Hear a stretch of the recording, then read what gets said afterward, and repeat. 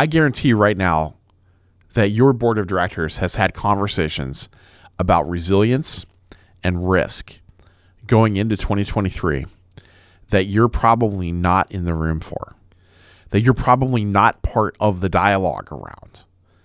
In this episode 179 of the Managing Uncertainty podcast, I'm going to tell you some things that your board has been talking about for weeks and months going into 2023. Areas where I think you need to dive in and learn more and start to be a part of the conversation within your organization. I'm Bryan Strawser, Principal and Chief Executive here at BrightPath. What is your board talking about related to resilience and risk, to crisis management and business continuity and disaster recovery and crisis communications?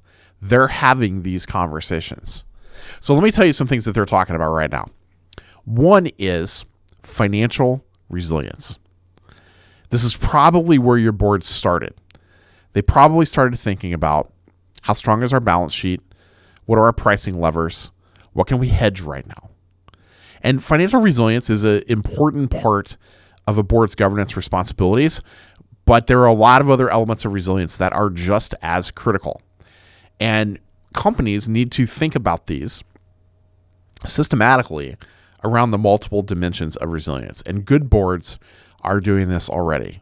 They're talking about operational resilience, which for most companies, they're going to think about this in terms of the supply chain and the production channels of your organization and how diversified or concentrated that they are and how subject to disruption that they are. If you're a business continuity professional, this is your lane. This is an area where you should be leading the conversation. At a minimum, your board should be relying upon outputs from your internal governance structures around what you're learning in your business impact analysis and in your business continuity planning. The second area beyond financial is technology. Now, part of this has been for years about cyber risk. It's been about breaches. It's been about basic cybersecurity. How well are we prepared? What are our backup systems? How quickly can we get up and running again? And along with other potential technology disruptions, do you have weak points in your infrastructure? For example, if you're a technology company, what does that high availability and recovery strategy look like? But the board's attention in the last couple of years has been on cyber extortion. It's been on ransomware. And if your company has not built a ransomware playbook or an annex to your crisis management plan that addresses ransomware, if you're not practicing not just tabletops, but at a level of a highly integrated simulation between the folks doing the response, your executives making the strategic decisions, and your board governing the management of the organization, you're not ready. The next area where your board is focused on resilience is around your brand and your reputation, and if applicable, ESG, environmental, social, and governance considerations. They're thinking about how they manage internal and external stakeholders and how your company should be thinking about its societal commitments. That might be climate change. That might be local community involvement. It might be about how you treat your team. It might be about the culture of your organization. But these are areas of resilience your company is thinking about, your board is talking about. The next one is about your business model and how you innovate. Resilience here is about how quickly your organization can pivot. How do we make, for example, in a manufacturer, how do we make production times shorter? And not only that, but what areas is it critical to innovate quickly from a product or internal process standpoint?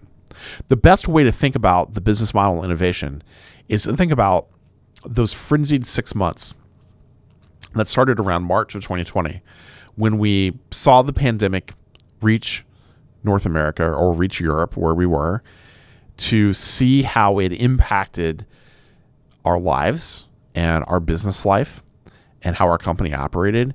And that 6 months of just rapid change, new products, new tools, new capabilities, new technologies, and a whole new way of thinking about how we do the work. That's the kind of business model innovation resilience that your board is thinking about. And then lastly, your board is thinking about organizational resilience. And again, this is where we come in as resilience professionals. They're thinking about the leadership side of this equation. It's the board and the management team's ability to decide and act quickly. That's your crisis management process. How do we assemble, escalate, make decisions, and move quickly in the critical moment? But the other side of organizational resilience is the talent proposition.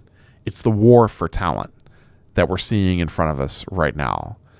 What we thought of as for a while as the Great Resignation. It's in a low unemployment situation. How do we hire? How do we staff? How do we retain the talent that we need to have?